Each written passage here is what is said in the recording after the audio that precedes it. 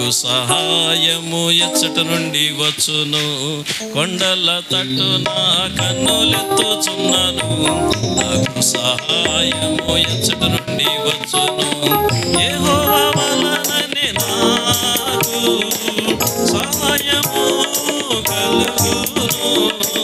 యెహోవా వలననే నాకు సహాయము కలుగును. ఆయన భూమ్యాకాశములను సృజించినాడు, ఆయన భూమ్యాకాశములను సృజించినాడు. కొండల తట్టున కన్నులెత్తుచున్నాను, నాకు సహాయము ఎచ్చట నుండి వచ్చును.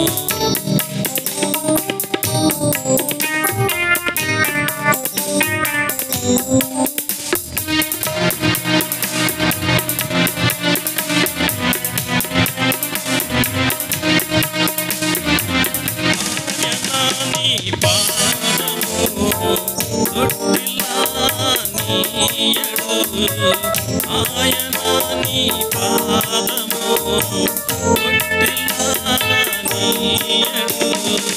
నిన్ను కాపాడువాడు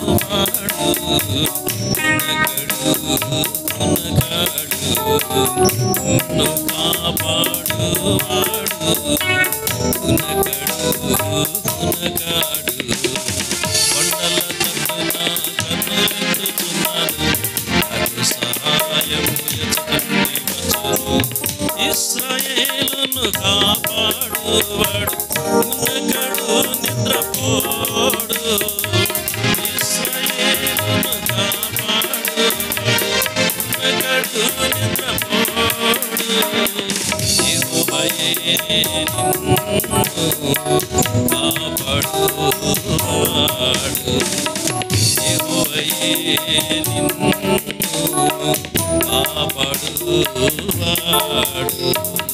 నీ కుడి ప్రక్కను యెహోవా నీకు నీడగా, నీ కుడి ప్రక్కను యెహోవా నీకు నీడగా ఉండును, నీకు నీడగా ఉండును, నీకు నీడగా ఉండును, నీకు నీడగా ఉండును, నీకు నీడగా. కొండల తట్టున కన్నులెత్తుచున్నాను, నాకు సహాయము ఎచ్చట నుండి వచ్చును.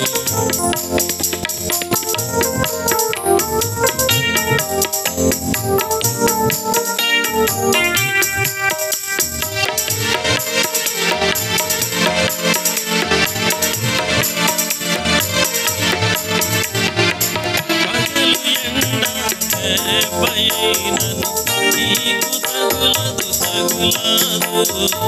పగలు ఎండ పైనను నీకు తగులదు రాత్రి వెన్నెల పైనను నీకు తగులదు రాత్రి వెన్నెల పైనను నీకు తగులదు. కొండల తట్టున కన్నులెత్తుచున్నాను, నాకు సహాయము ఎచ్చట నుండి వచ్చును. కొండల తట్టున కన్నులెత్తుచున్నాను, నాకు సహాయము ఎచ్చట నుండి వచ్చును. మరి అందరమే కొండల తట్టున కన్నులెత్తుచున్నాను, నాకు సహాయము ఎచ్చట నుండి వచ్చును. యెహోవా వలననే నాకు సహాయము కలుగును, యెహోవా వలననే నాకు సహాయము కలుగును. ఆయన భూమ్యాకాశములను సృజించినాడు, ఆయన భూమ్యాకాశములను సృజించినాడు. కొండల తట్టున కన్నులెత్తుచున్నాను, నాకు సహాయం చేతులను ఒకసారి. కొండల తట్టున కన్నులెత్తుచున్నాను, ఎచ్చట నుండి వచ్చును. కొండల తట్టున కన్నులెత్తుచున్నాను,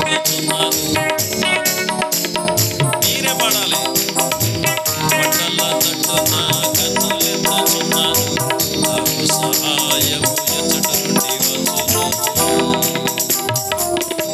దేవునికి స్తోత్రం. సర్వశక్తి కలిగిన మా పరలోకపు తండ్రి, నీ వాక్యం ద్వారా మీరు మాతో మాట్లాడండి. యేసు నామములో అడుగుతున్నాం తండ్రి, ఆమేన్. క్రీస్తునందు ప్రియమైన దేవుని బిడ్డలారా, கிறிஸ்துவுள் பிரியமான கர்த்தருடைய பிள்ளைகளே, ఈ యొక్క ఉదయకాల సమయంలో இந்த காலை வேளையில் పరిశుద్ధాత్మ దేవుడు మనకి ఇచ్చినటువంటి వాక్యం பரிசுத்த ஆவியானவர் நமக்கு கொடுத்த வேத வசனம் లూకా సువార్త லூக்கா எழுதின சுவிசேஷம் 23వ అధ్యాయం 23ஆம் அதிகாரம் 46వ వచనాన్ని చూసుకుందాం. 46வது వచనத்தை நாம் வாசிக்கிறோம். చూడండి. అప్పుడు యేసు గొప్ప శబ్దముతో కేక వేసి, తండ్రి, నీ చేతికి నా ఆత్మను అప్పగించుకొనుచున్నానెను. ఆయన ఈలాగు చెప్పి ప్రాణము విడిచెను. ప్రియమైనటువంటి దేవుని బిడ్డలారా, ప్రియమైన కర్తరుடைய పిల్లలే, యేసుక్రీస్తు ప్రభువారు పలికిన అనేకమైనటువంటి మాటలను ஆண்டவராக இயேசு கிறிஸ்து பேசின அநேக வார்த்தைகளும் వేదాంత జ్ఞానులు, வேத அறிஞர்கள் వాటిని సేకరించి அவர்கள் யாவற்றையும் கூட சேகரித்து కల్వారిగిరి శిలువలో ఆయన పలికినటువంటి మాటలను, கல்வாரி சிலுவையிலே அவர் பேசின வார்த்தைகள் 7 మాటలుగా వాటిని పరిగణించి 7 వార్తైகளாக அவைகளை சேகரித்து వారు వీటినన్నిటిని కూడా మనకు బోధించారు. அவர்கள் வந்து இவை எல்லாத்தையும் கூட நமக்கு போதித்தார்கள். ఇలాంటి సందర్భంలో இப்பேற்பட்ட நேரத்தில் ఇది 7వ మాట, இது 7வது வார்த்தை. ఈ 7వ మాటలో இந்த 7வது வார்த்தையில యేసు ప్రభువారు పలికినటువంటి సత్యం, இயேசு கிறிஸ்து சொன்ன சத்திய வார்த்தைகள், ఈ మాటలో ఉన్నటువంటి సత్యం చాలా గొప్పది. இந்த வார்த்தையில இருக்கிற சத்தியம் மிக உன்னதமானது. ఆ సత్యం ఏంటో మనం చూద్దాం. அந்த சத்தியம் என்னவென்று நாம் பார்க்கலாம். యేసు ప్రభువారు ఏమంటున్నాడు? இயேசு கிறிஸ்து என்ன சொல்லுகிறார் என்றால், కల్వారిగిరి శిలువలో, கல்வாரி சிலுவையில ఆయన చేతులలో చీలలు కొట్టారు, அவருடைய கரங்களிலே ஆணிகள் அடித்தார்கள், మరి కాళ్ళల్లో చీల కొట్టారు, கால்களிலே ஆணிகள் அடித்தார்கள், తల మీద ముళ్ళ కిరీటం, தலையிலே முட்கிரீடம் வைக்கப்பட்டது, శరీరం అంతా కొరడా దెబ్బలతో నిండి ఉన్నది, சரீரம் முழுவதும் சாட்டையால் அடிக்கப்பட்டிருந்தது. ఆ యొక్క ఎండకి శరీరంలో ఉన్న రక్తం అలాగనే ఎండిపోయి, அந்த வெப்பத்திற்கு அந்த சரீரம் முழுவதும் காய்ந்து போய், ఆ శరీరం మీద కారిన రక్తం మొత్తం ఎండిపోయి, அந்த சரீரத்திலே சிந்தப்பட்ட அந்த ரத்தம் முழுவதும் காய்ந்து போனது. రూపము లేని వాడిగా కనిపిస్తుంది. அவர் ஒரு சரியான ரூபம் இல்லாத ஒரு மனிதனாய் காணப்பட்டார். చాలా ఘోరాతి ఘోరమైనటువంటి పరిస్థితుల్లో ఉన్నాడు. அவர் வந்து மிக கோரமான ஒரு நிலையில அந்த இடத்தில் இருந்தார். ఈయన పలుకుతున్నటువంటి 7వ మాటలో இவர் சொல்லுகிற 7வது வார்த்தையில, తండ్రి, பிதாவே, నీ చేతికి உம்முடைய கரங்களில் నా ఆత్మను என்னுடைய ஆவியை అప్పగించుకొనుచున్నానెను ஒப்பு கொடுக்கிறேன் என்று சொன்னார் என்று అని வேதம். ఇలా చెప్పి తన ప్రాణాన్ని విడిచాడు. இப்படி சொல்லி தன் ஜீவனை விட்டார் என்று வேதம் வசனம் ఈ சொல்லுகிறது. మాటలో ఉన్నటువంటి సత్యం ఏంటంటే, இந்த வார்த்தையில இருக்கிற சத்தியம் என்னவென்றால், దేవుని బిడ్డలు, தேவனுடைய பிள்ளைகள், యేసు క్రీస్తును రక్షకుడిగా అంగీకరించినటువంటి బిడ్డలు, இயேசு கிறிஸ்துவை சொந்த இரட்சகராய் ஏற்றுக்கொண்ட பிள்ளைகள், యేసు క్రీస్తు వారి యొక్క శరీరమును రక్తమును త్రాగే బిడ్డలు, இயேசு கிறிஸ்துவின் சரீரத்தில் பங்கு பெறுகிற பிள்ளைகள், ఆయన వాక్యానుసారంగా జీవించే బిడ్డలు, அவருடைய வசனத்தின்படி வாழ்கிற பிள்ளைகள், ఆత్మానుసారులుగా జీవించే బిడ్డలు, ஆவிக்குரியவர்களாய் வாழ்கிற பிள்ளைகள், చనిపోయే విధానం ఎలా ఉంటుంది? மரிக்கிற விதம் எப்படி விதமாய் இருக்கும்? ఆత్మానుసారులు, ஆவிக்குரியவர்கள், పరిశుద్ధాత్మ శక్తిని పొందిన బిడ్డలు, பரிசுத்த ஆவியின் அபிஷேகத்தை பெற்றவர்கள், మరణించే విధానం ఎలా ఉంటుంది? மரிக்கிறவர்களுடைய நிலை இப்படி இருக்கும். వాళ్ళు మరణానికి భయపడరు, அவர்கள் மரணத்திற்கு பயப்பட மாட்டார்கள். మరణం అంటే వాళ్ళకి భయం ఉండదు. மரணம் என்றால் அவர்களுக்கு பயம் இருக்காது. యేసు ప్రభువారు కూడా, இயேசு கிறிஸ்து கூட, తండ్రి, నీ చేతికి నా ఆత్మను అప్పగించుకొనుచున్నాను అన్నాడు. பிதாவே, உம்முடைய கைகளில் என் ஆவியை ஒப்புவிக்கிறேன் என்று சொன்னார். ఎందుకు యేసు ప్రభువారు నా ఆత్మను నీ చేతికి అప్పగించుకొనుచున్నాను అన్నాడు? எதற்காக இயேசு கிறிஸ்து என்னுடைய ஆவியை கரங்களில் ஒப்பு கொடுக்கிறேன் என்று சொன்னார்? ఏదేను తోటలో, ஏதேன் தோட்டத்தில் దేవుడు தேவன் మానవుణ్ణి చేసినప్పుడు, மனிதனை உண்டாக்கும் பொழுது, వాని యొక్క ఆ యొక్క మట్టితో మానవుని సృష్టించినప్పుడు, மண்ணாலே மனிதனை உருவாக்கும் பொழுது, ఆ యొక్క మంటి బొమ్మలో, அந்த மண்ணுக்குரிய பொம்மையில, నాసికా రంధ్రములో அவனுடைய நாசியில ఆయన జీవవాయువును ఊదాడు. அவர் ஜீவ ஆத்துமாவை ஊதினார். అప్పుడు నరుడు జీవాత్మ అయ్యాడు. அப்பொழுது மனிதன் ஜீவ ஆத்துமா மாறினான். ఈ జీవాత్మ ఉన్నప్పుడే, இந்த ஜீவ ஆத்துமா இருக்கும் பொழுதுதான் మానవుడు மனிதன் జీవం కలిగినటువంటి వాడుగాను, ஜீவன் இருக்கிறவனாகவும், రెండవదిగా இரண்டாவதாக ఒక పవిత్రమైన జీవితాన్ని జీవించగలడు. அவன் பரிசுத்தமான ஒரு வாழ்க்கையை அவன் வாழ முடியும். జీవ వాయువు అంటున్నాడు. ஜீவ சுவாசம் என்று வசனம் சொல்லுகிறது. వాయువు ఉంది, சுவாசம் இருக்கிறது, వాయువులో జీవం. அந்த சுவாசத்துக்குள்ளாக ஜீவன். ఆ శ్వాస అనేది నీలో నుండి వస్తుంది, அந்த சுவாசம் என்பது உனக்குள்ளாக வெளியே வரும். కానీ జీవం అనేది ஆனால் ஜீவன் என்பது ప్రభు పెట్టింది. ஆண்டவர் கொடுத்தது. ప్రాణం వేరండి, உயிர் என்பது வேற.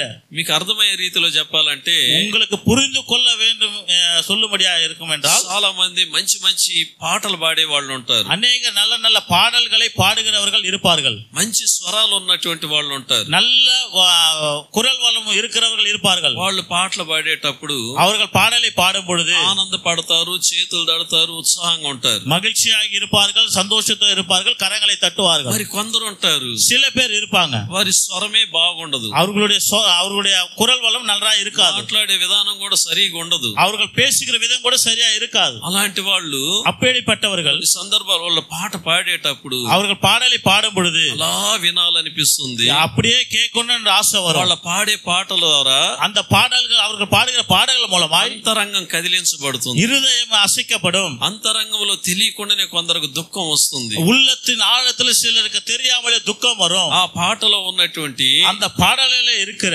జీవం ஜீவமானது ఇతరులను కదిలిస్తుందండి, மற்றவர்களை அசைக்க பண்ணும். అది జీవం అంటే. அதுதான் ஜீவன் என்பது. ప్రియమైన దేవుని బిడ్డలారా, பிரியமான கர்த்தருடைய பிள்ளையே, ఇది జీవానికి మామూలుగా ఉండే ప్రాణానికి తేడా. இதுதான் ஜீவனுக்கும் சுவாசத்துக்கும் இருக்க ஒரு வித்தியாசம். ఇంకా మీకు అర్థమయ్యే రీతిలో చెప్పాలంటే, இன்னும் நான் உங்களுக்கு புரிந்து கொள்ளும்படியா சொல்ல வேண்டும் என்றால், యేసన్న గారు పాడే పాటలు, యేసన్న பாடுகிற பாடல்கள், ఆయన పెద్ద స్వరం కలిగినటువంటి వాడేం కాదు, ఆయన அவர் நல்ல ஒரு குரல் வளம் இருக்கிற மனுஷன் கிடையாது, పెద్ద సింగర్ ఏం కాదు, ఆయన அவர் நல்ல ஒரு பாடகர் இல்ல. కానీ ஆனால் యేసన్న గారు పాటలు మనం వినేటప్పుడు, அந்த యేసన్న பாடுகிற பாடல்களை நாம் கேட்கும் பொழுது, యేసన్న గారు పాడేటప్పుడు మనం వినేటప్పుడు గాని, యేసన్న பாடுகிற போது நாம் கேட்கும் பொழுது, ఆయన పాటలు మనం పాడుకునేటప్పుడు గాని, அவருடைய பாடல்களை நாம் பாடும் பொழுதும் கூட హృదయాలు அந்த కదిలించబడతాయి, இருதயங்கள் అసైக்கப்படும். ఎంతో మంది పశ్చాత్తాపడతారు, எத்தனையோ பேர் தங்களை ஒப்பு கொடுப்பார்கள், ఎంతో మంది కన్నీరు విడిచినటువంటి వాళ్ళు ఉన్నారు, எத்தனையோ பேருக்கு கண்ணீர் விட்டவர்கள் உண்டு. ఎందుకంటే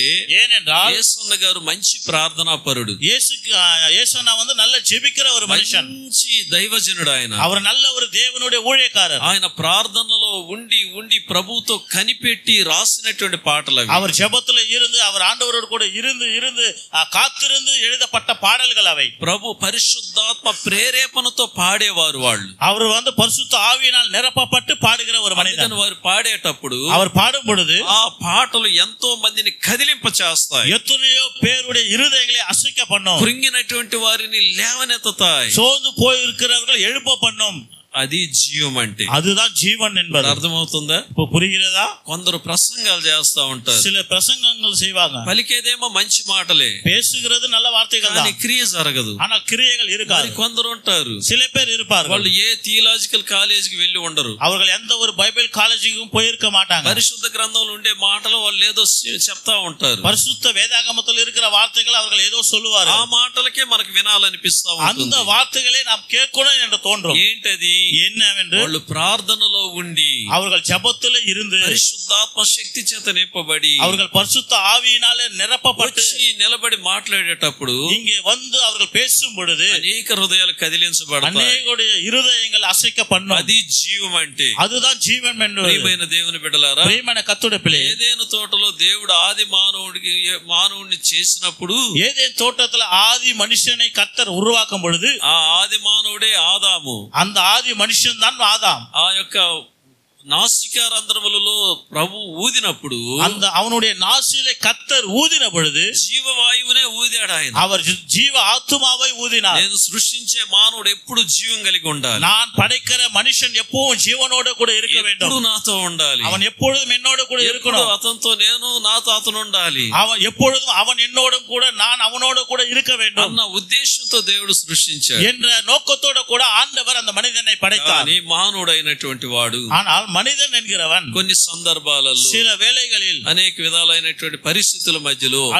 అనేక విధமான பிரச்சனைகள் நிமித்தமாக ఆదాము ஏவாளும் ఏదైనా తోటలో ஏதேன் தோட்டத்துல సర్పం ద్వారా మోసగించబడి அந்த சர்ப்பத்தின் மூலமாய் அவர் மோசமாக்கப்பட்டு చెప్పుడు మాటలు విని கேட்கிற வார்த்தைகளை கேட்டு కుయుక్తికి లోబడిపోయి அந்த வார்த்தைக்கு அவங்களுக்கு கீழ்ப்படிந்து அவர்கள் அந்த வார்த்தைக்கு மோசமாகி తినకూడని పండు తిన్నారు. அவர்கள் சாப்பிடக்கூடாத அந்த பழத்தை அவர்கள் சாப்பிட்டார்கள். ప్రభు ఏదైతే చెయ్యొద్దన్నాడు, ஆண்டவர் எதை செய்யக்கூடாது என்று சொன்னாரோ చేసేశారు వాళ్ళు. அவர்கள் செய்தார்கள். ఎందుకు చేయాల్సి వచ్చింది? அவர்கள் ஏன் செய்ய வேண்டும்? సాతానుడు అన్నాడు, பிசாசு சொன்னா, ఆ పండు మీరు తింటే அந்த పழத்தை நீங்கள் சாப்பிட்டால் దేవతలు అవుతారు, நீங்கள் தேவதை போல மாறுவீர்கள். అందుకే దేవుడు మీకు ఆ విషయం చెప్పలేదు. அதற்காக தான் ஆண்டவர் உங்களுக்கு அந்த விஷயத்தை சொல்லல. అని వాళ్ళల్లో ఆశలు కల్పించి என்று அவர்களுக்குள்ளாக ஆசைகளை அவன் தூண்டினான். ఆ ఆశకు లోబడిపోయారు. அந்த ஆசைக்கு அவர்கள் கீழ்ப்படிந்தார்கள். ఆమె తిన్నది, ஏவாளும் சாப்பிட்டால் ఆ తల్లి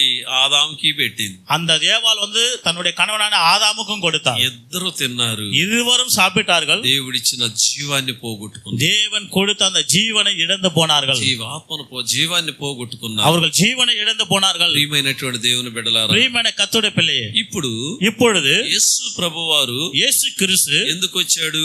எதற்காக வந்தார்? ఆ జీవాన్ని మరలా మనకి ఇవ్వడానికి వచ్చాడు. அந்த ஜீவனை மறுபடியும் நமக்கு கொடுப்பதற்காக. దాని కొరకే ఆయన పుట్టాడు. ఆయన அவர் நமக்காக தான் பிறந்தார். దాని కొరకే ఆయన మనల్ని వెతుక్కుంటా వచ్చాడు. அதற்காக தான் அவர் நம்மை தேடி வந்தார். ఆయనను మనం వెతుక్కుంటా వెళ్ళలేదు. அவரை தேடி நாம் செல்லவில்லை. ఆయన మనల్ని వెతుక్కుంటా వచ్చాడు. அவர் நம்மை தேடி வந்தார். జీవాన్ని పోగొట్టుకున్న మనలను, ஜீவனை இழந்த நமக்கு ఆ జీవాన్ని మరలా ఇవ్వటానికి, அந்த ஜீவனை மறுபடியும் கொடுப்பதற்காக. ప్రియమైన దేవుని బిడ్డలారా, ప్రియమైన కర్తృడి పిల్లయే, దేవుని యొక్క వాక్యంలో మనం చూసినట్లయితే, దేవునుடைய వచనத்தில் நாம் பார்க்கும் பொழுது యేసుక్రీస్తు వారు తండ్రి నా ఆత్మని చేతికి అప్పగించుకొనుచున్నానని ఎందుకన్నాడంటే, இயேசு கிறிஸ்து தன்னுடைய ஆவியை தன்னுடைய பிதாவினிடத்தில் ஏன் கொடுக்கிறேன் என்று சொன்னார் என்றால், సామెతల గ్రంథంలో మనం చూసినట్లయితే, நீதிமொழிகள் புத்தகத்தில் பார்க்கும் பொழுது, నరుని ఆత్మ యెహోవా పెట్టిన దీపము అంటాడు ఆయన.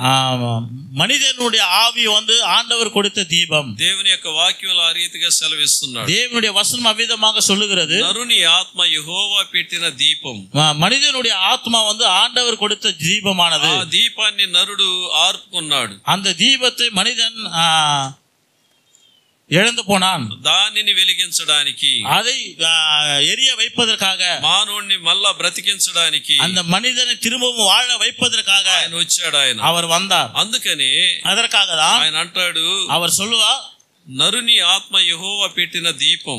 மனிதனுடைய ஆவி கர்த்தர் கொடுத்த தீபம் அது. అంత మాత్రమే కాకుండా, அது మాత్రమல்ல, ప్రసంగి గ్రంథంలో, பிரசங்கி புத்தகத்துல చూడండి, ఇది ప్రసంగి గ్రంథం చివరి అధ్యాయంలోకి వద్దాం. பிரசங்கி கடைசி அதிகாரத்துல வரலாம்.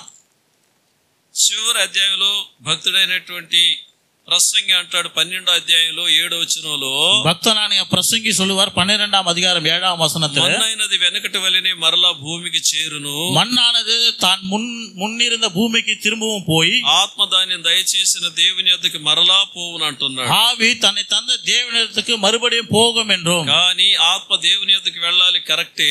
ஆவி தேவனிடத்தில் போக வேண்டும், சரிதான். నీ ఆత్మ ఎలా ఉండాలి? உன்னுடைய ஆவி எப்படி இருக்க வேண்டும்? భూలోకంలో బ్రతుకుతున్న నీవు నేను ఎలా ఉండాలి? இந்த உலகத்துல வாழ்கிற நீயும் நானும் எப்படி இருக்க வேண்டும்? మారిపోయిన అనుభవంలో మనం బ్రతకూడదు. மாறி போன வாழ்க்கையில நாம் வாழக்கூடாது. ఆరిపోయిన అనుభవంలో మనం ఉండకూడదు. எரியாத ஒரு வாழ்க்கையில நாம் இருக்க கூடாது. அணைத்து போன ஏదంటారు తమిళ ఏమంటారు? அணைந்து போன வாழ்க்கையில நாம் வாழக்கூடாது. ప్రియమైన దేవుని బిడ్డలారా, ప్రియమైన కర్తృడి పిల్లలు, ఈనాడు దినాలలో இந்த நாட்களில் ఎంతో మంది எத்தனையோ பேர் దైవ సన్నిధానానికి వస్తున్న మనమే, தேவனுடைய సన్నిధానத்துக்கு வருகிற நாமே ఈ జీవితంలో நம்முடைய வாழ்க்கையில ప్రతి దానికి భయపడుతుంటాం, ஒவ்வொரு காரியத்திற்கும் பயந்திருப்போம், ప్రతి దానికి కలవరం చెందుతుంటాం, ஒவ்வொரு விஷயத்திற்கும் நாம் கலங்கி போயிருப்போம். దేనికి కలవరం చెందుతున్నావు? எதற்காக நாம் கலங்கி நிற்போம்? దేనికి భయపడుతున్నావు? எதற்காக நாம் பயப்படுகிறோம்? దేనికి విచారపడుతున్నావు? ஏன் நாம் கவலைப்படுகிறோம்? నీ ఆత్మ ఆరిపోయిన అనుభవంలో ఉన్నదని గ్రహించు. உன்னுடைய ஆவி அணைந்து போயிருக்கிறது என்பதை நீ அறிந்து கொள். ఆరిపోయినటువంటి అనుభవంలో ఉన్నావు, நீ அணைந்து போயிருக்கிற ஒரு అనుభవத்தில் இருக்கிறாய். ప్రియమైనటువంటి దేవుని బిడ్డలారా, ప్రియమైన కర్తృడి పిల్లయే, దేవుని యొక్క వాక్యం చెప్తుంది, தேவனுடைய வசனம் சொல்லுகிறது, కొన్ని సందర్భాలలో சில வேளைகளில் మనకు కష్టాలు వస్తాయి, நமக்கு கஷ்டங்கள் வரும், మనకు బాధలు వస్తాయి, பிரச்சனைகள் வரும். అన్ని వస్తాయి. వస్తాయి, எல்லாமே வரும், నిందలు వస్తాయి, நிந்தைகள் வரும். అలాంటి విషయాలలో அப்பேற்பட்ட காரியங்களில் కృంగిపోతాం, நீ மிகவும் சோர்ந்து போவாய். వాక్యం చదవలేం, வசனத்தை படிக்க முடியாது, ప్రార్థన చెయ్యలేం, ஜெபிக்க முடியாது, ప్రార్థన చేసేదానికి మనసు రాదు, ஜெபிப்பதற்கு அந்த மனது வராது, వాక్యం చదివేదానికి మనసు రాదు, వసనத்தை படிப்பதற்கு మనது వరాదు. ఎందుకంటే ఏం தெரியுமா? సమస్యలు నిన్ను కృంగదీశాయి, ఆ ప్రశ్నలు வந்து உன்னை பின்வாங்கி வைத்திருக்கிறது. పరిస్థితి యేసు ప్రభువుకు వచ్చింది. இப்பேற்பட்ட நிலைமை கூட இயேசு கிறிஸ்துவுக்கு வந்தது. సిలువ మరణానికి ముందు, சிலுவை மரணத்திற்கு முன்பதாய் గెత్సేమనే తోటలో ఆయన ప్రార్థన చేస్తున్నాడు. గెత్సేమనే తోటத்தில் அவர் ஜெபிக்கிறார். తండ్రి నీ చిత్తమైతే ఈ పాత్రను నీ యొద్ద నుండి తొలగించు అంటున్నాడు. ஆண்டவரே உம்முடைய சித்தமாய் இருந்தால் இந்த பாத்திரத்தை என்னிடத்திலிருந்து ஆண்டவரே நீக்கி போடும் என்று சொன்னார். లూకా సువార్త 22:42 చూస్తే, లూకా எழுதின சுவிசேஷம் 22:42 இரண்டாவது வசனத்தை பார்க்கும் பொழுது, నీ చిత్తమే సిద్ధించునుగాక అని ప్రార్థన చేస్తున్నాడు. ஆண்டவரே உம்முடைய சித்தமே ஆக கடவது என்று சொல்லுகிறார். ఇలాంటి పరిస్థితుల్లో இந்த நிலையில் తండ్రి అయిన దేవుని చేత, ஆண்டவர் பிதாவாகிய தேவனிடத்தில் పరలోకము నుండి ఒక దేవదూత యేసు ప్రభు దగ్గరికి పంపబడ్డాడు. பரலோகத்திலிருந்து ஒரு தேவதூதன் இயேசு கிறிஸ்துவினிடத்தில் அனுப்பப்பட்டார். గెత్సేమనే తోటలో యేసు ప్రభు ముందు నిలబడ్డాడు దేవదూత. அந்த தேவதூதன் இயேசு கிறிஸ்து முன்பதாக வந்து நின்றான் గెత్సేమనే తోటத்தில். యేసు ప్రభు వారిని బలపరిచెను అని ఉంది అక్కడ. இயேசு கிறிஸ்துவை பலப்படுத்தினான் என்று வசனம் சொல்லுகிறது. దేవుని బిడ్డలారా, ప్రియమైన కర్తృడే పిల్లలే, యొక్క జీవితాలలో நம்முடைய வாழ்க்கையில కృంగిపోతున్నప్పుడు, நாம் மிகவும் சோர்ந்து போயிருக்கும் பொழுது, ఆత్మ బలహీనమయ్యేటప్పుడు, நம்முடைய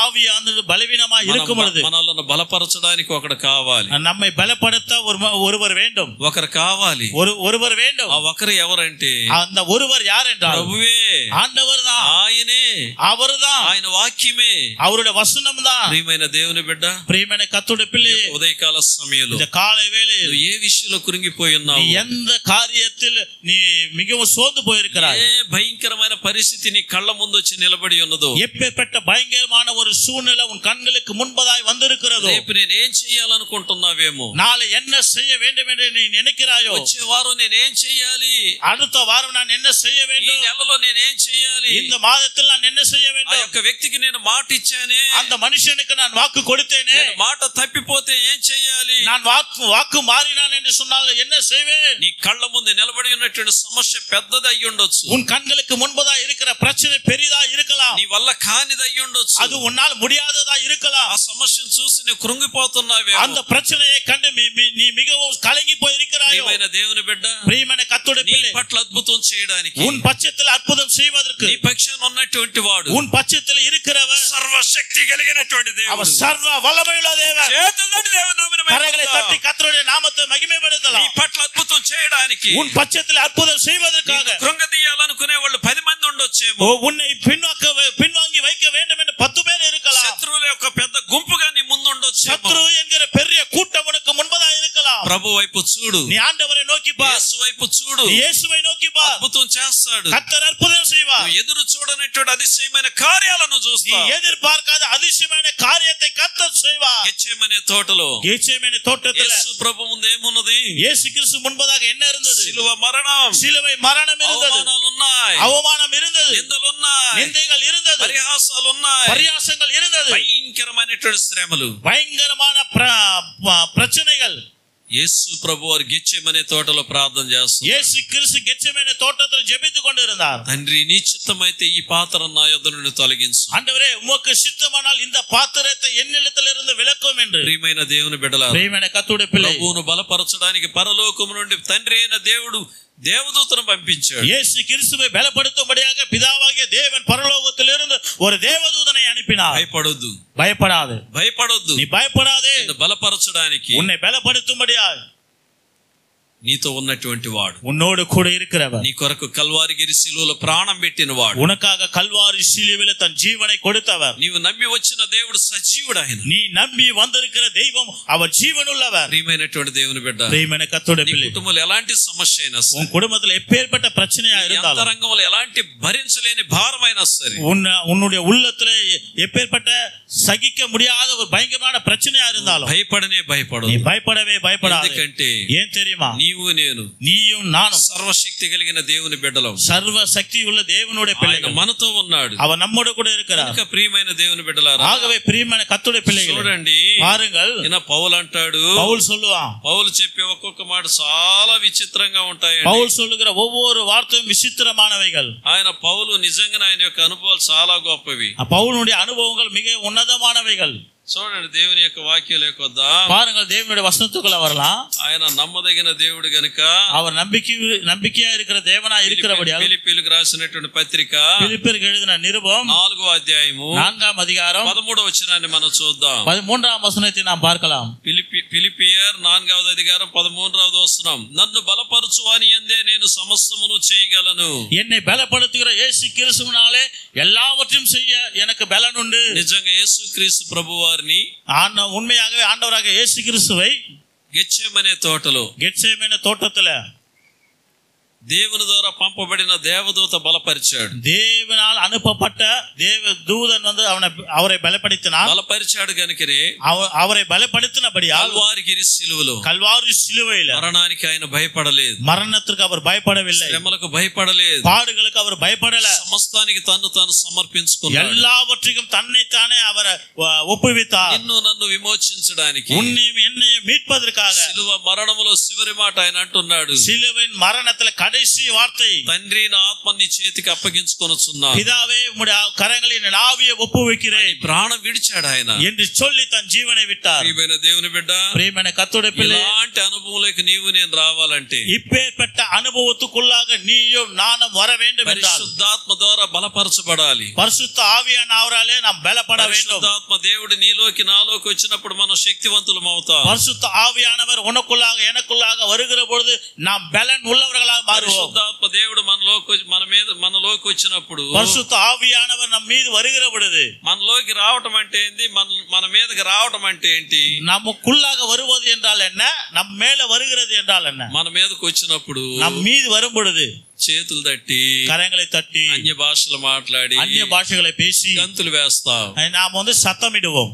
మనలోకి వస్తే அது நமக்குள்ளாக வந்தால் పరిశుద్ధమైన జీవితం జీవిస్తాం. பரிசுத்தமான ஒரு வாழ்க்கையை நாம் வாழ்வோம். మనలోకి వస్తే நமக்குள்ளாக வந்தால் ఆయన చిత్తానుసారముగా జీవిస్తాం. அவருடைய சித்தத்தின்படி நாம் வாழ முடியும். పరిశుద్ధాత్మ దేవుడు మనలో నివాసం చేస్తే, பரிசுத்த ஆவியானவர் நமக்குள்ளாக வாசமாய் இருந்தால் శక్తివంతులం అవుతాం, நாம் பலனுள்ளவர்களாய் இருப்போம். చూడండి, దేవుని యొక్క వాక్యంలో பாருங்கள், தேவனுடைய வசனம் అపోస్తలుల కార్యములు 1వ అధ్యాయము அப்போஸ்தலர் புஸ்தகம் 1వ அதிகாரம் 8వ వచనం, 8வது வசனம். ஆயினும் పరిశుద్ధాత్మ మీ మీదికి వచ్చినప్పుడు, பரிசுத்த ஆவி உங்களிடத்தில் வருகிற பொழுது మీరు శక్తి నొందెదరు, நீங்கள் பலன் அடைவீர்கள். గనుక ஆகையால் ప్రియమైన దేవుని బిడ్డలారా, ప్రియమైన కర్తృడే పిల్లే, పరిశుద్ధాత్మ దేవుడు మన మీదకి వస్తేనే మనం శక్తి నొందుతాం. பரிசுத்த ஆவியானவர் நம் மீது வந்தாலே நாம் பலன் அடைவோம். అనేక స్థలాలలో సాక్షులంగా ఉంటాం, அநேக இடங்களிலே நாம் சாட்சியாய் இருப்போம். అదే పరిశుద్ధాత్మ దేవుడు మనలోకి వస్తే, அதே பரிசுத்த ஆவியானவர் நமக்குள்ளாக வந்தால் ఎలా ఉంటుంది, எப்படி இருக்கும்? ఆలోచన చేయండి ఒకసారి, யோசித்து பாருங்கள் ஒரு முறை. పరిశుద్ధాత్మ దేవుడు మనలోకి వస్తే ఎలా ఉంటుందంటే, பரிசுத்த ஆவியானவர் நமக்குள்ளே வந்தால் எப்படி இருக்கும் என்றால், అపోస్తలుల కార్యములు 7వ అధ్యాయము, அப்போஸ்தலர் புஸ்தகம் 7వ அதிகாரம். ఇక్కడ స్టెఫన్ ఉన్నాడు, இங்கே சோவான் இருக்கிறார். 7వ అధ్యాయంలో ఈ యొక్క 59, 60 వచనాలు మనం చూద్దాం. 59, 60 வசனத்தை நாம் பார்க்கலாம். స్టెఫన్ అక్కడ రాళ్లతో కొట్టి చంపుతున్నారు. ஸ்தேவானை அங்கே கல்லினாலே அடிக்கப்பட்டு அவர் சாகடிக்கிறார்கள். ఏం జరిగింది అక్కడ? அங்க என்ன நடந்தது? 60వ వచనంలో చూస్తే, 60వ వచనத்தை பார்க்கும் பொழுது, 59వ వచనం చూస్తే, 59వ వచనத்தை பார்க்கும் பொழுது, ప్రభువును గూర్చి మొరపెట్టుచు, ஆண்டவரை குறித்து அவர் தெரிந்து கொண்டும், యేసు ప్రభువా, యేసు கிறிஸ்துவே, నా ఆత్మను చేర్చుకోమని, என் ஆவியை ஏற்றுக்கொள்ளும் என்று, నా ఆత్మను చేర్చుకొనుమని என்னுடைய ஆவியை ஏற்றுக்கொள்ளும் என்று స్టెఫను పలుకుచుండగా, ஸ்தேவான் சொல்லும் பொழுது వారు అతనిని రాళ్లతో కొట్టిరి, அவனை கல்லால் அடித்தார்கள். గమనిస్తున్నారు ఇక్కడ? இங்கே கவனிக்கிறீங்களா? పరిశుద్ధాత్మ శక్తి చేత నింపబడినప్పుడు, பரிசுத்த ஆவியானவராலே நிரப்பப்படுகிற பொழுது, 55వ వచనంలో ఆ మాట కనిపిస్తుంది. 55వ வசனத்தில் சொல்லப்பட்டிருக்கிறது, పరిశుద్ధాత్మతో ఆత్మతో నిండుకొనిన వాడై அவன் பரிசுத்த ஆவியினாலே நிறைந்தவனாய் నా ఆత్మను చేర్చుకోమని 59వ వచనంలో అంటున్నాడు. 59ஆம் வசனத்திலே என் ஆவியை ஏற்றுக்கொள்ளும் என்று சொல்கிறான். రాళ్లతో కొట్టి చంపారు ఆయన్ని. அவனை கல்லால் அடித்து கொன்றார்கள். తన కొట్టేటప్పుడు அவனை అడిக்கும் பொழுது 60వ వచనం చూడండి. 60ஆம் வசனத்தை பாருங்க. మోకాళ్ళలోని அவன் முழங்கால் படியிட்டு వారి మీద ఈ పాపము మోపకమని గొప్ప శబ్దంతో పలికెను. ஆண்டவரே இவர்கள் மேல் இந்த பழியை சுமத்தாதீரும் என்று மிகுந்த சத்தமிட்டு சொன்னான் என்று வசனம் ఈ మాట சொல்கிறது. పలికి నిద్రించెను. இந்த வார்த்தையை சொல்லி அவன் நித்திரை அடைந்தான். పరిశుద్ధాత్మ శక్తి చేత మనం నిండుకున్నప్పుడు, பரிசுத்த ஆவியானவர்களே நாம் நிரப்பப்படுகிற பொழுது మరణానికి భయపడం, மரணத்துக்கு பயப்பட மாட்டோம், దెబ్బలకు భయపడం, பிரச்சனைகளுக்கு பயப்பட மாட்டோம், దెబ్బలకి அடிகளுக்கு நாம் பயப்பட மாட்டோம், సమస్యలకు భయపడం, பிரச்சனைகளுக்கு நாம் பயப்பட மாட்டோம். అన్నిటికి మించి எல்லாவற்றுக்கும் மேல స్టెఫన్ రాళ్లతో కొడుతున్నటువంటి వాళ్ళని அந்த ஸ்தேவானை கற்களால் அடித்தவர்களை చూసి స్టెఫన్ అంటున్నాడు, அவர்களை பார்த்து ஸ்தேவான் சொல்லுகிறார், రాళ్ల దెబ్బలకి తల మీద తగులుతున్నాయి, రక్తం మోకం మీద శరీరం అంతా రక్తం ప్రవహిస్తా ఉందండి. அந்த கற்களால் அடிக்கப்பட்டதனால அந்த சரீரம் முழுவதும் ரத்த ஆறுகளா இருந்தது. అలాంటి స్టెఫను அந்த அப்பேற்பட்ட ஸ்தேவான் ఆకాశం వైపు తేరు చూసి அவன் வானத்தை அண்ணாந்து பார்த்து దేవుని మహిమను, தேவனுடைய மகிமையும் 55వ వచనంలో 55ஆம் வசனத்தில் దేవుని కుడి పార్శ్వమందు నిలిచి ఉండుటను தேவனுடைய வலது பிரதேசத்தில் இயேசுவானவர் நிற்கிறதையும் చూసి அவன் கண்டு ఆకాశం తెరవబడడు చూశాడు. அவன் வானங்கள் திறக்கிறதை பார்த்தான். దేవుని కుమారుడైన యేసు ప్రభువును చూశాడు. மனுஷ குமாரனாகிய இயேசு கிறிஸ்துவை அந்த இடத்துல பார்த்தான். వాళ్ళని క్షమించమంటున్నాడు, அவர்களை மன்னியும் என்று சொல்லுகிறான். ఆ రాళ్లతో కొట్టే వాళ్ళను చూసి ఈ పాపం వాళ్ళ మీద మోపొద్దయ్యా అంటున్నాడు. அந்த கற்களால் அடித்தவர்களை பார்த்து இந்த பாவத்தை அவர்கள் மேலே சுமத்தாதீரும் என்று அவன் சொன்னான். అది చెప్పగలరా అందరూ? இப்படி நம்ம எல்லாராலும் சொல்ல முடியுமா? పరిశుద్ధాత్మ శక్తి చేత నింపబడిన వాళ్ళు మాత్రమే చెప్పగలరు. பரிசுத்த ஆவியானவராலே நிரப்பப்பட்டவர்களால் மாத்திரமே இப்படிப்பட்ட வார்த்தைகளை சொல்ல முடியும். నన్ను కూడా ఎంతో మంది ఎన్నో రకాలుగా అసూయ పడతా ఉంటారు. என்னை கூட எத்தனையோ பேர் எத்தனையோ விதமாக என்னை குறித்து பேசுவார்கள், ఏదేదో మాట్లాడుతూ ఉంటారు, எதையோ சொல்லுவார்கள், సాట్ను మాట్లాడుతుంటారు, அவர்கள் எனக்கு பின்பதாய் பேசுவார்கள். అలాంటి వాళ్ళను గురించి నేను ఏ రోజు బాధపడినటువంటి వాడిని కాదు. அப்பேற்பட்டவர்களை குறித்து நான் எந்த நாளிலும் நான் கவலைப்பட்டது கிடையாது. వాళ్ళని క్షమించమని ప్రభువుని అడుగుతాను. அவர்களை மன்னியும் என்று ஆண்டவரை கேட்பேன். వాళ్ళని ఆశీర్వదించు ప్రభు నేను ప్రభువుని అడుగుతాను. அவர்களை ஆசீர்வதியும் ஆண்டவரே என்று அவர்களிடத்தில் சொல்லுவேன். వాళ్ళని నీ యొక్క ఆత్మశక్తి చేత నింపు ప్రభు అని ప్రభువుని అడుగుతాను. నేను அவர்களை உம்முடைய ஆவியினால் நிரப்புங்க ஆண்டவரே என்று ஆண்டவரிடத்தில் ஜெபிப்பேன். పరిశుద్ధాత్మ శక్తి చేత నింపబడిన బిడ్డలు అలా ఉండరు కదండి. பரிசுத்த ஆவியானவர்களால் நிரப்பப்பட்டவர்கள் அப்படி இருக்க மாட்டார்கள். పరిశుద్ధాత్మ శక్తి చేత నింపబడినటువంటి వాళ్ళు ఇతరుల కీడును కోరుకోరు, ఇతరులను గూర్చి నిందలు నిందలు నిందలు మోపరు. பரிசுத்த ஆவியானவர்களால் நிரப்பப்பட்டவர்கள் மற்றவர்களுக்கு தீங்கு வருவதையும் மற்றவர்கள் மேல நிந்தை போடுவதையும் அவர்கள் தவிர்ப்பார்கள். పరిశుద్ధాత్మ శక్తి చేత నింపబడినటువంటి వారు, பரிசுத்த ஆவியானவர்களாலே நிரப்பப்பட்டவர்கள் వాళ్ళని నిందిస్తున్నటువంటి వాళ్ళను చూసి அவர்களை நிந்திக்கிறவர்களை பார்த்து వాళ్ళని క్షమించు నాయన, ஆண்டவரே அவர்களை மன்னியும் ஆண்டவரே, వాళ్ళని ఆశీర్వదించు ప్రభువా, அவர்களை ஆசீர்వதியும் ఆண்டవరే. ఇలా చేస్తారు ప్రార్థన. இப்படி ஜெபிப்பார்கள் அவர்கள். పరిశుద్ధ స్థలంలో ఉండి నేను చెప్తున్నా, பரிசுத்த இடத்திலிருந்து நான் சொல்லுகிறேன், నేను చేసే ప్రార్థన అది. நான் ஜெபிக்கிற ஜெபம் அதுதான். అలాగనే చేస్తాను, நான் அப்படிதான் ஜெபம் பண்ணுவேன். ప్రియమైన దేవుని బిడ్డ, ప్రియమైన కర్తృడి పిల్ల, ప్రతిఫలం ఇచ్చేది దేవుడండి. நமக்கு பலனை தருகிறவர் இயேசு. మన ఆత్మ క్లియర్ గా ఉండాలి, நம்முடைய ஆத்துமா வந்து சரியா இருக்கணும். ప్రియమైన దేవుని బిడ్డలారా, వాక్యం వినేదానికి వచ్చాము ఇక్కడ. வசனத்தை கேட்க வந்திருக்கிற பிரியமான கர்த்தருடைய பிள்ளையே, నీకే చెప్పేది, உனக்கு தான் சொல்லுகிறேன். ప్రియమైన దేవుని బిడ్డ, பிரியமான கர்த்தருடைய பிள்ளை, ఆత్మ క్లియర్ గా ఉన్నప్పుడు, உன்னுடைய ஆத்துமானது சரியா இருக்கும், ఆత్మ ఆర్పబడని అనుభవాలను ఉంటే, உன்னுடைய ஆத்துமா வந்து அணைக்கப்படாத அனுபவத்தில் நீ இருப்பாய் என்று சொன்னால், పరిశుద్ధంగా గనక ఉంటే, உன்னுடைய ஆத்துமா பரிசுத்தமா இருந்தால், నీకు దేవునికి సరైనటువంటి అనుబంధం ఉంటే, உனக்கு தேவனுக்கும் சரியான ஒரு நட்பு இருக்குமே என்று சொன்னால், నిందించే వాళ్ళని క్షమిస్తా, உன்னை நிந்திக்கிறவர்களை நீ மன்னிப்பாய், నిన్ను శపించి దూషించే వాళ్ళని క్షమిస్తా, உன்னை சபித்து உன்னை தூஷித்தவர்களை நீ மன்னிப்பாய், ప్రభు యొక్క ఉన్నతమైనటువంటి కృపను పొందుతావు. ஆண்டவருடைய ఉన్నతமான ஒரு கிருபையை நீ பெற்றுக்கொள்வாய். మరణానికి కూడా భయపడవు, மரணத்திற்கு கூட நீ பயப்பட மாட்டாய். పరిశుద్ధాత్మ అనుభవం అనేది లేకుండా, பரிசுத்த ஆவியானவருடைய அனுபவம் இல்லாமல், దేవుని యొక్క వాక్యం మన ఇష్టానుసారంగా మనం ఉపయోగించామంటే, தேவனுடைய வார்த்தையை நமக்கு இஷ்டப்படி நாம் பயன்படுத்தினால், దానికి తగిన శిక్ష ఎలా ఉంటుందంటే அதற்கு சரியான தண்டனை எப்படி இருக்கும் என்றால் అవమానాలు నిందలు, அவமானங்கள் நிந்தைகள். అలాంటి వాళ్ళ యొక్క పరిస్థితి చాలా భయంకరంగా ఉంటుంది. அப்பேற்பட்டவர்களின் நிலை மிக பயங்கரமா இருக்கும். నేను చెప్పేది కాదు, இது நான் சொல்லுகிறது அல்ல, ఇది నీకే తెలుసుది, இது உனக்கே தெரியும். నీకు తెలిసిన విషయాలే నేను చెప్పేది. உனக்கு தெரிந்த வார்த்தைகளை தான் நான் சொல்றேன். చూడండి, பாருங்கள், దేవుని బిడ్డల యొక్క ఆత్మ ఎలా ఉంటుందో చూద్దాం. தேவனுடைய பிள்ளைகளுடைய ஆத்துமா எப்படி இருக்கும் என்று பார்க்கலாம். కొరింథీయులకు రాసిన మొదటి పత్రిక கொரிந்தியருக்கு எழுதின முதலாம் நிருபம் 14వ అధ్యాయము 14வது அதிகாரம். వాళ్ళు ఎలా ఉంటారో చూద్దాం. அவர்கள் எப்படி இருப்பார்கள் பார்க்கலாம். 15వ వచనాన్ని చూద్దాం ఒకసారి. 15ஆம் வசனத்தை ஒரு விசை பார்க்கலாம். కొరింథీయులకు రాసిన మొదటి పత్రిక 1 கொரிந்தியர் 14ஆம் அதிகாரம் 15వ వచనం 15வது வசனம். కాబట్టి இப்படி இருக்க ఆత్మతో ప్రార్థన చేతును, ஆவியோடும் விண்ணப்பம் பண்ணுவேன், మనసుతోను ప్రార్థన చేతును, கருத்தோடும் விண்ணப்பம் பண்ணுவேன், ఆత్మతోను పాడుదును, நான் ஆவியோடும் பாடுவேன், మనసుతోను పాడుదు, கருத்தோடும் கூட பாடுவேன். లేని ఎడల இல்லாவிட்டால் ఆత్మతో స్తోత్రం చేసినప్పుడు நீ ஆவியோடு ஸ்தோத்திரம் பண்ணும் பொழுது, చూడండి, ఉపదేశం పొందని వాడు கல்லாதவன் నీవు చెప్పున దానిని గ్రహింపలేడు, நீ சொல்லுகிறது என்னதென்று அவன் அறியாமல் இருப்பான். ప్రియమైనటువంటి దేవుని బిడ్డలారా, ప్రియమైన కర్తృడే పిల్లయే గమనించండి. கவனியுங்கள், దేవుని బిడ్డలైనటువంటి వాళ్ళు, தேவன் பிள்ளைகள் என்று சொல்லுகிறவர்கள் కొందరికి నోరు పడిపోతుంది అనుకుందాం. சிலருக்கு வாய் விழுந்து போச்சு என்று నోరు சொல்லுவாங்க. పడిపోయినోడు ఎలా ప్రార్థన చేయగలరండి? வாய் விழுந்து போனவங்க எப்படி ஜெபம் பண்ணுவாங்க? దేవుని బిడ్డే, தேவனுடைய பிள்ளைதான், దేవుని సేవకుడే, தேவனுடைய ஊழியக்காரர் தான். కానీ తన ఆత్మలో మూలుగుతుంటారు వాళ్ళు. ஆனால் தன்னுடைய ஆவியிலே பேசிக் கொண்டு இருப்பார்கள். మంచి మాట చెప్పారు. ఆత్మతో వారు దేవునితో మాట్లాడుతుంటారు, వారు అంతరంగముతో, அவங்களுடைய உள்ளத்தின் ஆழத்தில் இருந்து ஆவியோடு கூட ஆண்டவரோடு கூட பேசுவார்கள். ఆత్మతో పాడుతూ ఉంటారు, அவர்கள் ஆவியோடு கூட பாடுவார்கள்.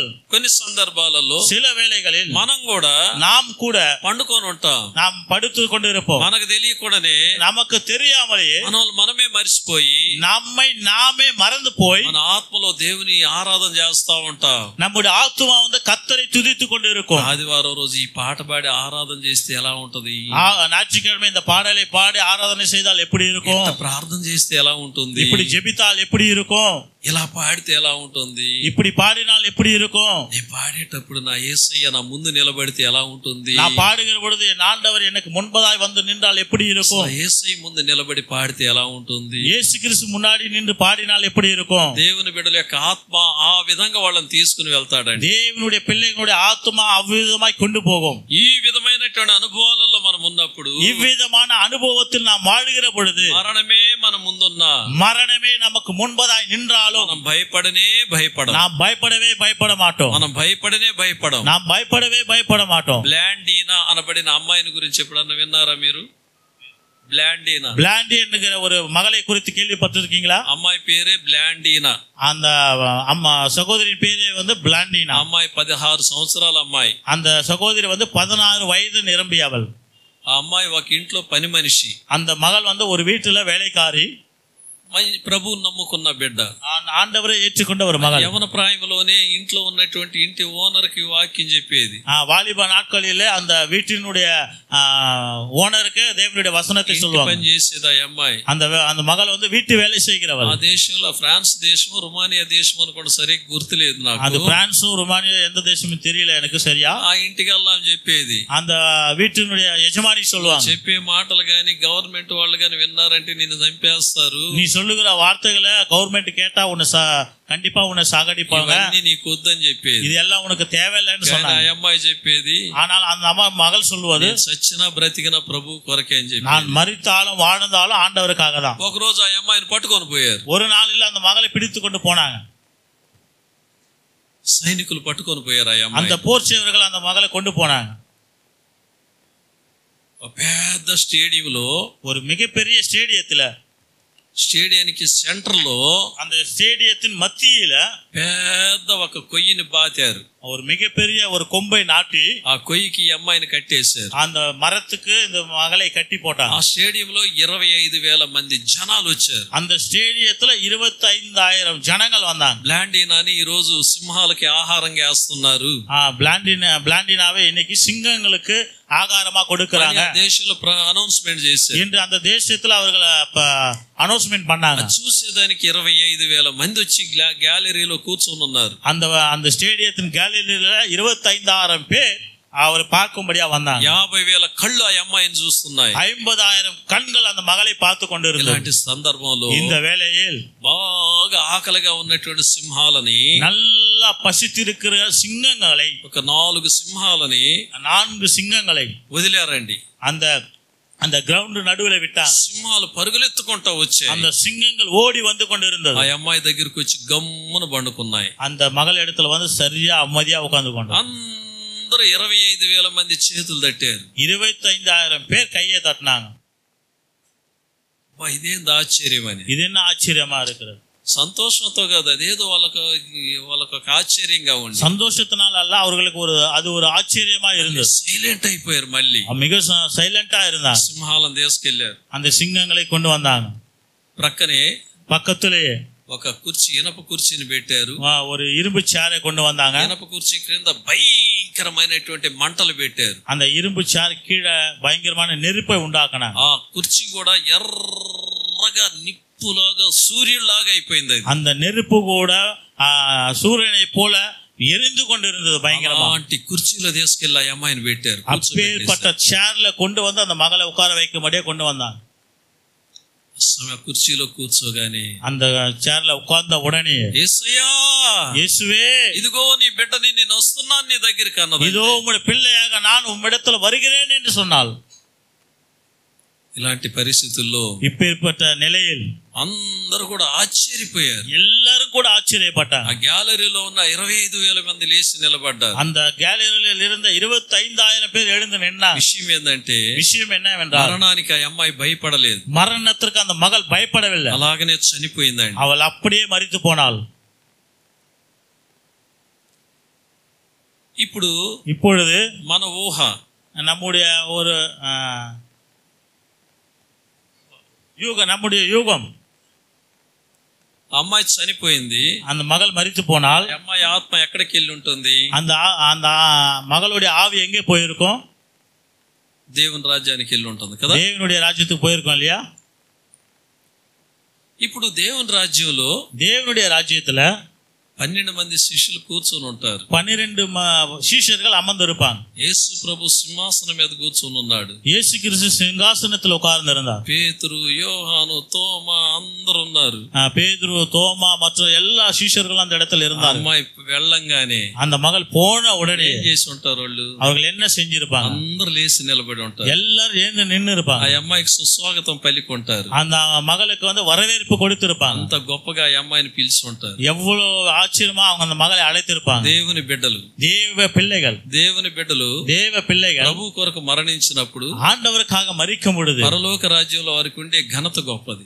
பரலோக ராஜ்யத்துல அவர்களுக்கு இருக்கிற கனம் மிக பெரியது. ప్రభు అందుకే అన్నాడు, இயேசு கிறிஸ்து அதுக்கு தான் சொன்னார், తండ్రి నా ఆత్మ నీ చేతికి అప్పగిస్తున్నా, பிதாவே உம்முடைய கைகளில் நான் ஆவியை ஒப்பு கொடுக்கிறேன் ప్రాణాన్ని అప్పగించాడు என்று சொல்லி தன் ஜீவனை ஒப்பு கொடுத்தார். చనిపోయే విధానం అది. மரிக்கிற சூழ்நிலை அதுதான். దేవుని బిడ్డగా మరణానికి నువ్వు భయపడకూడదు. தேவனுடைய பிள்ளையா இருக்கிற நீ மரணத்துக்கு பயப்படக்கூடாது. దేవుని యేసు ప్రభువుని రక్షకుడిగా అంగీకరించు. தேவன் வந்து இயேசு கிறிஸ்து ரட்சகரை ஏற்றுக்கொண்டார். మరణం నిన్నేం చేయదు. மரணம் உன்னை எதுவும் பண்ணாது. సమస్యలు నిన్నేం చెయ్యు. உன்னுடைய பிரச்சனைகள் உன்னை எதுவும் செய்யாது. ఉన్నంత వరకు నీవు ఆయన కలిసి ఉంటారు. இந்த உலகத்தில் இருக்கிற வரைக்கும் நீயும் அவரும் ஐக்கியமாய் இருப்பீர்கள். దేవుడు మనకని ఏర్పాటు చేసిన దినాన, தேவன் நமக்கென்று ஏற்படுத்தின நாளில ఆయన పిలిచినప్పుడు, அவர் அழைக்கும் பொழுது ఆయన దగ్గరికే మనం వెళ్ళాలి. அவரிடத்திலே நாம் போகணும். ఇదే మన గురి అయ్యి ఉండాలి. இதுதான் நம்முடைய லட்சியமா இருக்கணும். కష్టాలు వచ్చినప్పుడు, கஷ்டங்கள் வரும் பொழுது, బాధలు వచ్చినప్పుడు, பாடுகள் வரும் பொழுது కేకలేసి ఏడ్చేది, சத்தமிட்டு அழுகிறது, ఇలాంటి పనులు చేయొద్దండి. இப்பேற்பட்ட காரியங்களை செய்யாதீங்க. అలా నువ్వు చేసావంటే அப்படி நீ செய்தால் దేవునికి నీకు సంబంధం లేదు. ஆண்டவருக்கும் உனக்கும் சம்பந்தம் கிடையாது. అలాంటి బ్రతుకే కాదు. அப்பேற்பட்ட வாழ்க்கை அல்ல. ప్రభువుతో కలిసి ఉందాం. ஆண்டவரோடு கூட இணைந்திருப்போம். రాజ్యానికి సిద్ధపడదాం. தேவனுடைய ராஜ்யத்துக்கு ஆயத்தமாகுவோம். మన ఆత్మలను ఆయన చేతిలో పెడదాం. நம்முடைய ஆத்துமாவை அவருடைய கரத்தில் ஒப்பு கொடுப்போம். దేవుడి మాటలు దీవించును గాక. கர்த்தர் இந்த வசனங்களை ஆசீர்வதிப்பாராக. ఆమేన్. ఆమేన్. అందరూ లేచి నిలబడదాం. తండ్రి, మా ఆత్మను మీ చేతికి అప్పగించి మిమ్మును కలిగి జీవించే అనుభవాన్ని మీరు మాకు దయచేయండి స్వామి. కూడి వచ్చిన ప్రతి బిడ్డలను ప్రభు నీ ఆత్మశక్తి చేత నింపండి. రేపటి నుండి +1 ఎగ్జామ్స్ రాస్తున్న ప్రతి బిడ్డలను, మా సంఘంలో ఉన్నటువంటి బిడ్డలను నీ చేతులకు అప్పచెప్తున్నాను ప్రభువా. +1 ఎగ్జామ్స్ రాస్తున్న ప్రతి బిడ్డలకు మంచి జ్ఞానాన్ని, చదువుకున్నటువంటి వాళ్ళ లెసన్లు ప్రభా, ఎగ్జామ్స్ పెడుతుండగా నాయన ఎగ్జామ్ పేపర్ చూసినప్పుడు, పరీక్ష పేపర్ చూసినప్పుడు ముఖంలో కళ, సంతోషం ప్రభా, ప్రతి క్వశ్చన్కు చక్కగా ఆన్సర్ చేయగలిగే కృపను దయచేయమని అడుగుతున్నాను ప్రభా. తండ్రి, అతిశయాన్ని జరిగించండి, ఆశ్చర్యమనే కార్యాన్ని మీరు చేయండి, మీరు కటాక్షించండి, కరుణించండి స్వామి. అదే రీతిగా స్త్రీలలో ఐక్యతను దయచేయండి, స్త్రీలలో ఐక్యమత్యాన్ని కలుగు చేయండి, స్త్రీలలో ఉజ్జీవాన్ని దయచేయండి ప్రభా. మా సంఘములో ఎన్ని కుటుంబాలు ఉన్నాయో, ఎన్ని కుటుంబాలలో పురుషులు ఉన్నారో నాయన, ప్రతి కుటుంబ యజమానుడితో మీరు మాట్లాడండి.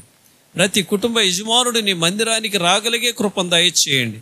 ప్రతి యవనస్తుడు రక్షింపబడాలయ్యా, ప్రతి యవనరాలు రక్షింపబడాలి, ప్రతి కుటుంబం రక్షింపబడాలి. ప్రతి బిడ్డల కుటుంబాలలో నీ రక్తాన్ని చల్లుతున్నాను ప్రభా. ప్రతి కుటుంబంలో నా దేవా మీ కార్యాలను మీరు జరిగింప చేయమని అడుగుతున్నాను. మీ నామానికి మీరు మహిమను తెచ్చుకోండి స్వామి. నీ రాకడలో మేము ఎత్తబడే బిడ్డలుగా ఉండాలి. ఇన్ని రోజులు 40 దినాలు కూటాలు ఇంత చక్కగా జరగడానికి కృపనిచ్చినందుకు నీకు వందనాలు. ఈరోజు జరగబోతున్న ప్రార్థనలో కూడా మీరు ఉండండి. వాక్యం చెప్పబోతున్న నీ బిడ్డని యొక్క ఆత్మశక్తి చేత నింపండి స్వామి. ఈ నెలలో పరిశుద్ధ వారములు మట్టల ఆదివారపు కార్యక్రమాన్ని దీవించుము నాయన. గుడ్ ఫ్రైడేకి 7 మాటలు మాట్లాడడానికి బిడ్డలను మీరు సిద్ధపరచండి. గుడ్ ఫ్రైడే కార్యక్రమం ఆశీర్వాదకరంగా జరగాలి. ఈస్టర్ కార్యక్రమం ఆశీర్వాదకరంగా జరగాలయ్యా. మా సంఘానికి కాపరిగా మీరున్నండి, మా సంఘానికి పెద్దగా మీరున్నండి, సహాయం చేయండి. యేసు పరిశుద్ధమైన నామములు అడిగి వేడుకొంచున్నాం తండ్రి. పరలోకమందున్న మా తండ్రి,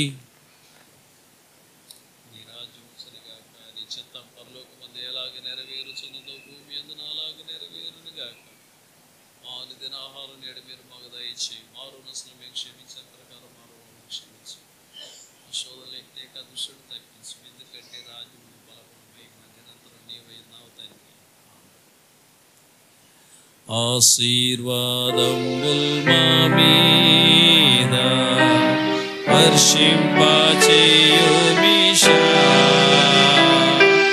ఆశతో నమ్మియున్నాము నీ సత్యవాగ్దానము. ఈ మాయి మీద కుమారించుము దేవా. రమ్మర ప్రేమ వర్షము కుమారించుము దేవా. ఆమేన్. ఆశీర్వాదం.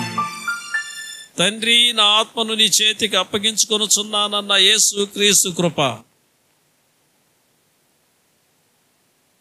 మీరు ఫలించి అభివృద్ధి పొందుడని సెలవిచ్చిన తండ్రి అయిన దేవుని ప్రేమ, నిన్ను సర్వసత్యములోనికి నడిపించగలిగే పరిశుద్ధాత్మన్యోని నిత్య సహవాసం కూడి వచ్చిన మీ అందరికీ ఈరోజు వాక్యం విని నా దేవుని యొక్క ఆత్మతో నేను ఐక్యత కలిగి జీవించాలన్నటువంటి తీర్మానం తీసుకున్న ప్రతి బిడ్డలకు నువ్వు సదాకాలము తోడైయుండునుగాక. నా ప్రాణమా నా అంతర్ముందు సమస్తమైన పరిశుద్ధ నామమును సన్నిధించు. నా ప్రాణమా యెహోవాను సన్నిధించు. ఆయన చేసిన ప్రారంభం. ఆమేన్. అందరికి వందనాలు.